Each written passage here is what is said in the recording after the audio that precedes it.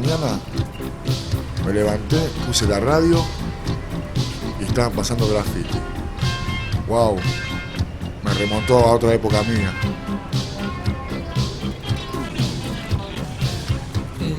Me dijeron que Eduardo Carbí está de nuevo acá en Rosario, así que lo voy a ir a visitar.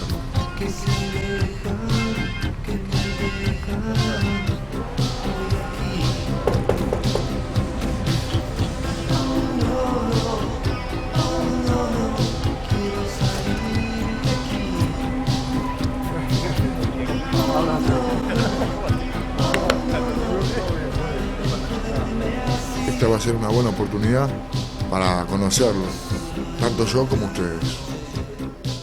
Vamos.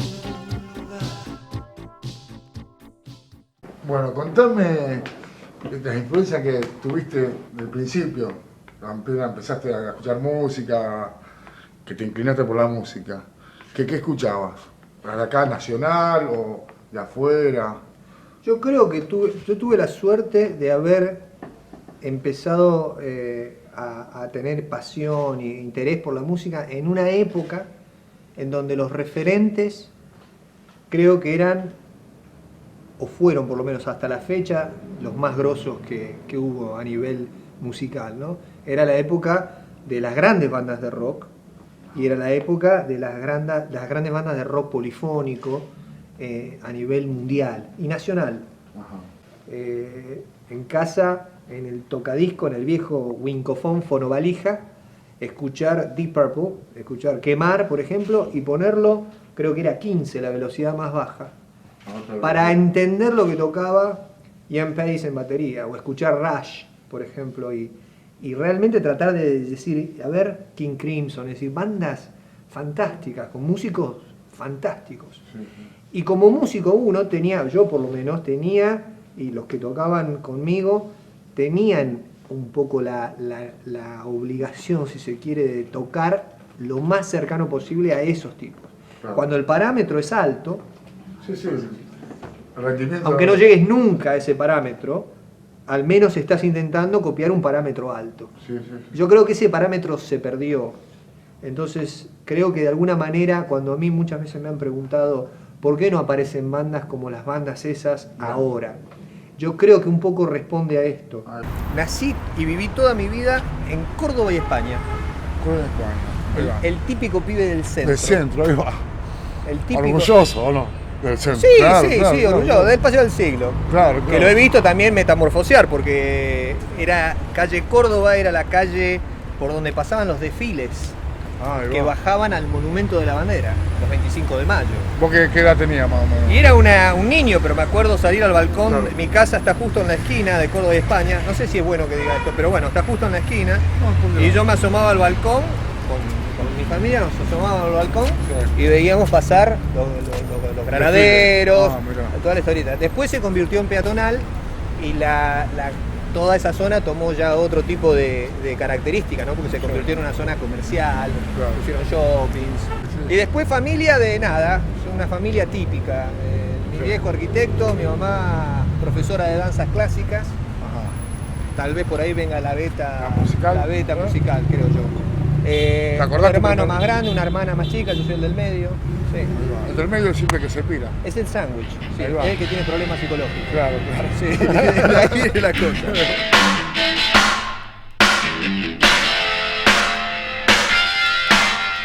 Lejos de pensar que todo estaba en calma, te di. Ya no sos el mismo nene, aunque te muestres así.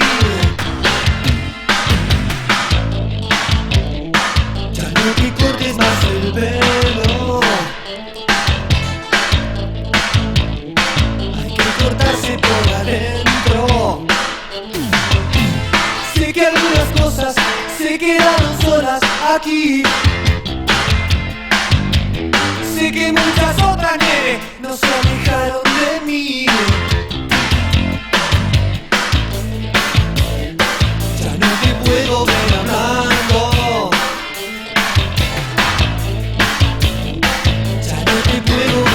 Pensando, ya ves, es mejor así.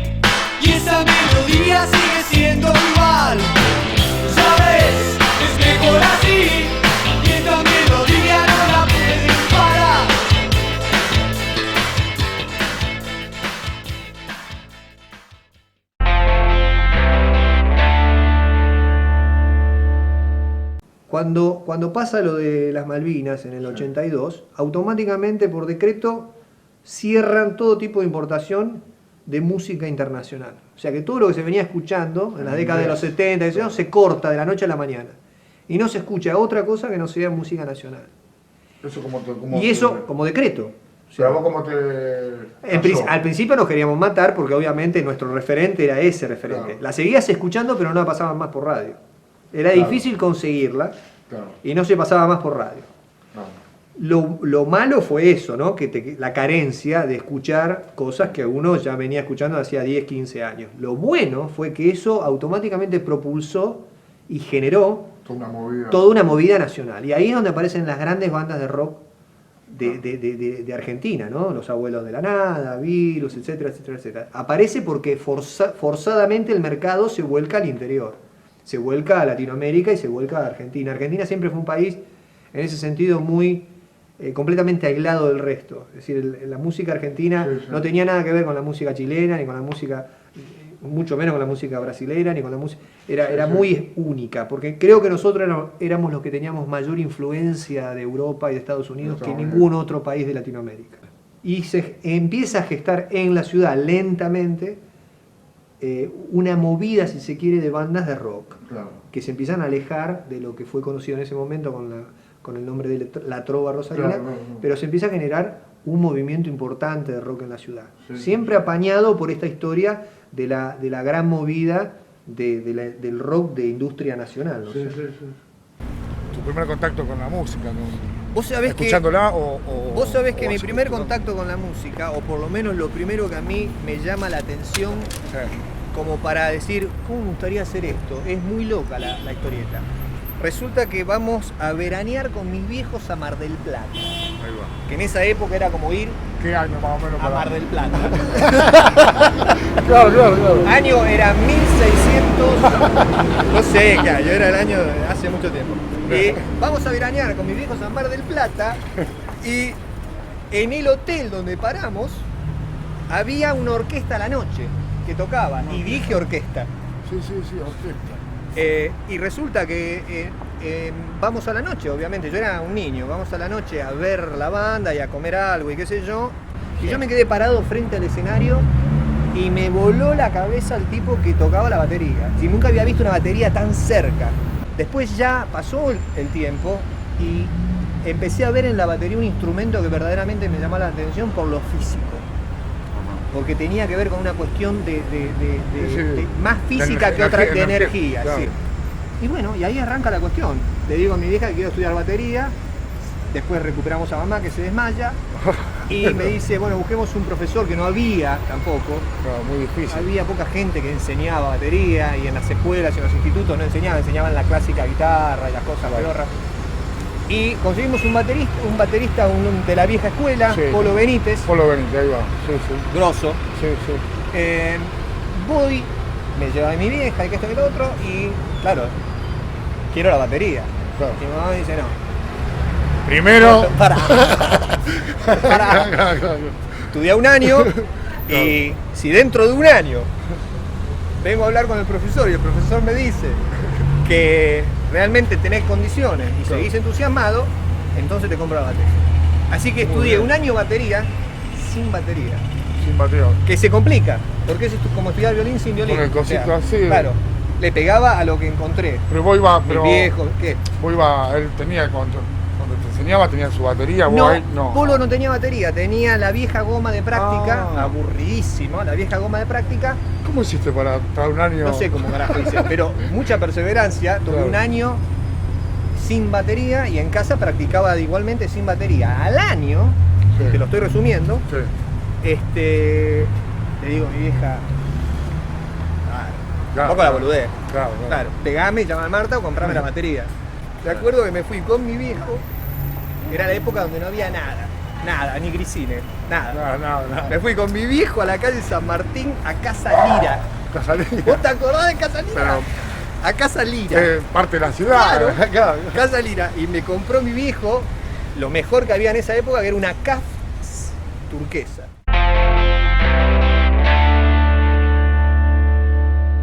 ¿Y cuántos discos sacaron con Graffiti? 2, uno que nunca pudimos editar, que fue el tercero. Ah, bueno. 87, 88, nunca lo editamos como disco. Ahí O va. sea que lo tenemos siempre, lo tenemos ahí guardado como material a editar, pero nunca se editó formalmente como disco porque CBS, que era nuestra discográfica, en el 88 desaparece como compañía y la compra Sony. Y me acuerdo que una pena porque los estudios de CBS, que estaban en calle Paraguay en Buenos Aires, eran los estudios donde había grabado Gardel, Mirá. donde había grabado todos sus hits y sus temas, Sandro, por ejemplo. ¿No lo piensan editar? ¿A eso el material lo Sí, tienen sí, sí, ustedes? se va a editar, se va a editar. Claro. Porque eso quedó pendiente por varias razones. Una fue la debacle que hubo Claro. acá, económico-social, pero la más importante fue que yo me fui del país, ¿no? Claro. Entonces, al no ¿Lo estar- pensás editar así sin tocarlo o arreglándolo? No, lo pensamos editar. No, no fue grabado, no alcanzó a ser grabado. falta. Así que lo vamos a grabar de cero. Igual. Sí, sí, sí. Los temas estaban ya compuestos para el tercer álbum, listo. pero no se alcanzaron a grabar. No se alcanzaron a Claro. grabar. Increíble. Y después vos te fuiste a Europa, me dijiste. Y ahí me voy a Europa, claro. Cuando se viene el mundo abajo. Cuando se viene El la país abajo. primera debacle. La primera debacle. Sí, yo cada vez que hay una debacle me voy a Europa. Sí. Así que si me ves que me estoy por ir a Europa, salgan Porque corriendo. porque te vas antes, te vas antes. Sí, me voy antes. Sí, soy como la Ahí entra el langosta. dato, ahí así. entra el dato. Che, Carvita haciendo la valija. Claro, claro. Un día me meto en un local que tenía Juan Carlos Baglietto, en una galería pedorra del centro, vendía instrumentos musicales y adentro, probando una guitarra, me encuentro a un tipo raro, casi humano, tocando, Semi. probando una guitarra. Y digo, ¿y este de dónde salió? Y le digo, perdóname, vos, le digo, ¿tocás bien la guitarra? Sí, gracias, yo digo, ¿no querés armar una banda? Me dice, bueno, Ahí nomás. Ariel sí. Pozo. Mira. Recuerdo esa canción cantada a media voz. Pensando en un lugar queriéndome encontrar.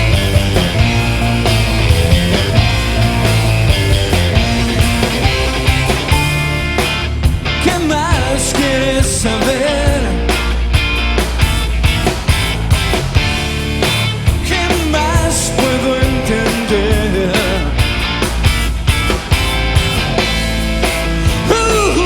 Soy mudo por callar. Soy ciego por mirar.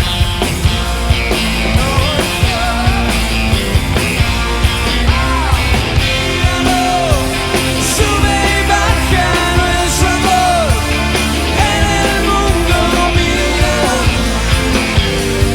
no lo dudé. Se acaba esa canción, No se acaba nada. que empaña el corazón.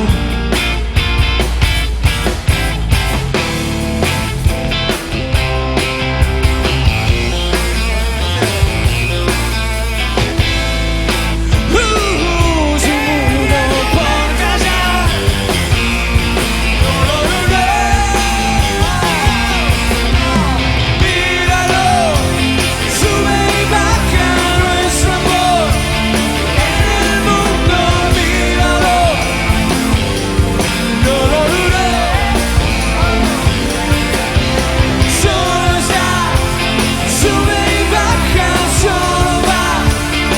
En el mundo solo está. No lo dudé.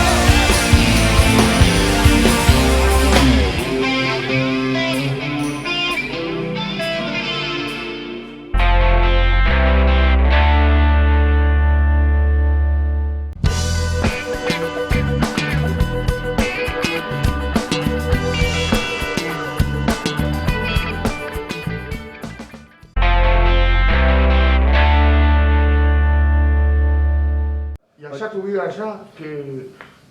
Y allá es ¿De otra qué laburaste? ¿Laburaste siempre con la música o tuviste que hacer otras actividades? La ilusión fue laburar con la música. Laburé de muchas cosas, pero la ilusión siempre fue llevármelo de acá a allá. Después me di cuenta que era una utopía demasiado demasiado imposible, porque no es fácil llevarte una familia. Claro. Y no estoy refiriéndome pura y exclusivamente a la mía. Llevarte a la familia de otros 5 tipos Claro. es muy complicado.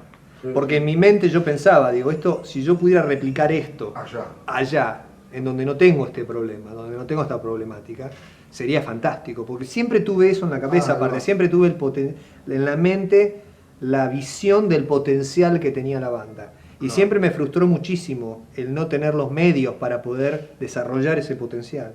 Claro. ¿Nunca pensaste allá hacer la misma banda con otros integrantes? Así? Pensé y lo hice. Lo hiciste. Pero es otra idiosincrasia, es otra cultura, son otros referentes, son otros códigos. ¿Cuál fue tu primera banda? Te vas a reír. Mi primera banda fue Fito Páez en segundo teclado. Ahí va. Segundo teclado. Remarcalo. En primer teclado el Coco Masquiker, Luis Fuster en guitarra, César Maleandi en bajo, yo en batería. ¿Y quién cantaba? Hubo 2 agrupaciones. En una cantaba una chica, Gigi Boglioli, y en otra cantaba un pibe que no me acuerdo quién era. ¿Cómo se llamaba la banda? La banda se llamaba Ana Rock, Ana Rock. que hicimos, me acuerdo, mirá la locura, fuimos a tocar una vez a Provincial, en los carnavales, en el patio central y en el sótano beat, que nosotros íbamos a ver entre tiempo, tocaba El Ángulo. Ajá. Con Fito Covelli, con el Gordo Pogonza, con Néstor Rasquia. Ajá. Una cosa antológica. Y el Conejo González, que después terminó tocando con nosotros. Pero esa fue la primera formación. Se llamaba Niol Bizarro la banda, con Luis Fuster. Las primeras, y con Fito, que era una lauchita que recién empezaba. Claro. ¿Cómo lo llevaban eso de pintarse? O sea, ¿qué te referís? que se... No sé qué estás hablando. ¿Qué? Que se pintaban o no. No, yo siempre fui pálido. La estética, no solo graffiti, sino... La década del 80. La década del 80 entera, como... Los New Romantics. Algo así, ¿no? Era la época de Durán Durán. Claro. Hemos gastado fortuna en spray. Sí, Fortuna. Y en shampoo y crema enjuague no te cuento. Y si no, mira a Ricardo Vilaseca. Se quedó pelado. Ahora está ahorrando todo lo que se gastó en la década del 80. ¿Eso cómo lo llevaban? ¿Te gustaba? Bien. Fue un movimiento que tenía que ver con un apareamiento del cambio grande que había habido en lo musical, claro, acompañado por un cambio grande estético. Y que no estaba mal, porque en una época se criticó eso. Pero ¿y por qué se preocupan tanto por el look? No te olvides que era el nacimiento de MTV. Claro. Era el nacimiento de la época de los videos, que hasta el momento no había. Entonces la imagen pasó a tener una preponderancia que no tenía, y hasta en algunos casos más preponderancia de la que se merecía. Claro. Pero tenía que ver con eso, era una movida estética que acompañaba a lo musical, o por lo menos debía. Sí. En algunos casos se convirtió en un opuesto, era pura y exclusivamente imagen y atrás de eso no había nada.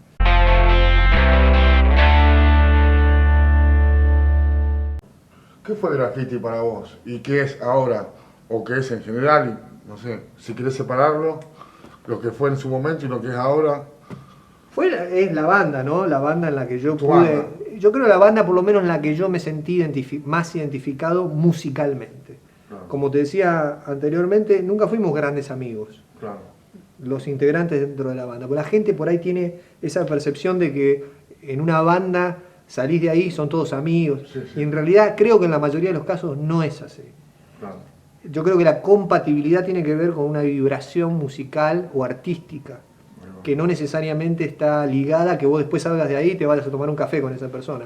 No nos llevábamos necesariamente mal, Claro. ni necesariamente bien. Nos llevábamos como se lleva cualquier grupo de gente que comparte una pasión, y había momentos de amor y momentos de odio, y volvíamos a los momentos de amor, etcétera, etcétera. Y ahora, al tiempo y a la distancia, me doy cuenta cuánto tiempo perdimos, ¿no? Cuánto tiempo, en cuánto nos desgastaba eso, ¿no? Cuánto nos cansaba el discutir por cosas que por ahí no valían la pena. Claro. Es eso, Graffiti fue la banda y es la banda que a mí, por lo menos musicalmente, hasta cierto punto me representa. Siempre que me subí a un escenario a cantar con Graffiti me sentí representado. y siempre me sentí orgulloso de lo que cantaba. No me podría subir a un escenario a cantar algo que yo no siento y que no me mueve internamente como persona o como músico, ¿no? O como artista. ¿Cuántas palabras? ¡Te puro, por Dios! Pero parece que... Pero parece que estuviera escrito. Impresionante. Yo lo fui a ver ahí en el monumento Santa Fe en tu corazón. Sí. ¿Te acordás? Eso fue festivales? 87. Ah, ahí va. Claro. Ahí yo la primera que lo vi. 150.000 personas había. Impresionante, sí. Impresionante. Yo era pibito. ¿En serio? Éramos tan jóvenes. Que ahí vos tocabas la batería y cantabas. Claro, ¿Eh? claro. Después ya la próxima vez que te vi En lo de la señora Petrona de Gandulfo. no, ¿sabes? En el Parque Urquiza. Sí. Que ahí ya vos no tocabas la batería. Vos, En el Parque Urquiza ya estaba Sally y vos estabas y yo ya cantaba. cantabas, Porque o llegué, sea, acabás de cantar. que llegué a la conclusión, después de 2 años, que por más baja que pusiera la batería, Claro. igual la gente no veía quién cantaba. Claro. Entonces dije, no. ¿Cómo fue acá ese hay que cambio? cambiar. Ese cambio de estar atrás, que muy poco lo ven al Era batero. todo era una cosa muy rara, porque en principio, yo era baterista. El baterista, El batero por lo nunca- general, es un tipo mayormente inútil. Sí, No tiene mucha utilidad. Es decir, Que tiene que cargar las claro, cosas. es un tipo inútil, sufrido. Y Todos entonces, se la agarran con el batero. el problema conmigo era que yo componía. Ahí va. Yo componía. Entonces, al componer, empecé a entrar en el loop en donde no me gustaba que mis canciones las cantara otro. No te copó eso. No me copó, yo digo, acá hay Porque algo vos que las no está pensabas bien. diferente, Claro, quizás. yo componía la melodía o las letras y de pronto veía que no podía yo expresar lo que yo quería porque tenía que cantarla a otro y yo tocaba la batería del tema. Claro. Entonces empecé a largarme a cantar y como yo venía cantando, porque cantaba en coros y demás, Sí. ahí lo conozco a Fabián, Ahí va. me empiezo a largar cantando y tocando, que no es fácil. No, es muy difícil. Es complicado. Sí, es complicado. Entonces, pero bueno, me las arreglé para tocar y para cantar y mantener el tono y que suene afinado y que estar en tempo, etcétera, etcétera, etcétera. Sí, sí, y así sí. grabamos el primer disco. Nos vamos a vivir los 3 a Buenos Aires, se va Fabián Lonch porque quería estudiar arquitectura, Ajá. entra en su lugar Claudio Falsone y nos vamos los 3 a vivir a Buenos Aires. Nos lleva el que era el disjockey de Space, que fue el tipo que había traído acá de Police, el Pato Krasnik. Claro. Fantástico. Nos lleva a Buenos Aires, nos instala en Buenos Aires y al Con mes de sello y estar en todo, Buenos con Aires, sello, sí, al mes de estar en Buenos Aires nos contrata CBS Ahí va, a claro. través de Horacio Martínez, una leyenda del Sí, rock, sí. nos contratan y grabamos nuestro primer disco en el 87 en CBS, en el mismo momento que Soda Stereo grababa su segundo disco.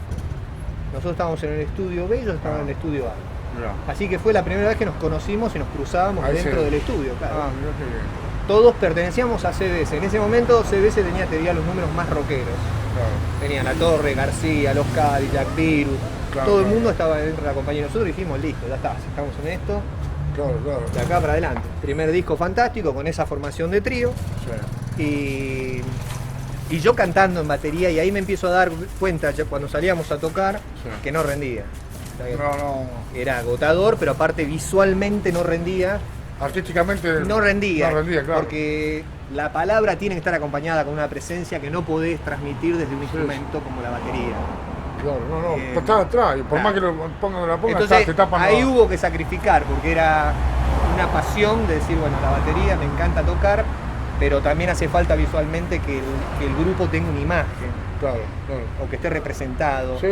Y entonces ahí empezamos a hacer un casting de bateristas, pasaron varios y nos quedamos con Marcelo, que era y sigue siendo un maestro. Y bueno, y ahí se formó, se va Claudio Cardone, se va y entra en su lugar Ricardo Vilaseca. Ahí va.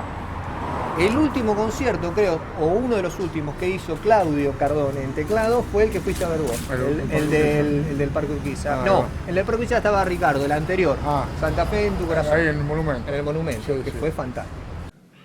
¿Quién es Carví? Es una pregunta que me vengo haciendo hace muchos años. Ahí va. ¿Cómo lo definirías? ¿O en 2 palabras o como quieras? No, yo creo que soy un poco más complejo como para definir en 2 palabras. Me parece que- Soy un loco yo. ¿Vos sabés que le está entrevistando? Se te Claro, complicó claro. un poquito. Claro, No, creo no. que... No, Carlos es un tipo apasionado, no necesariamente prolijo, pero apasionado. por lo que hace, y yo creo que eso tal vez es, en la persona tal vez creo que es una de las cualidades más importantes.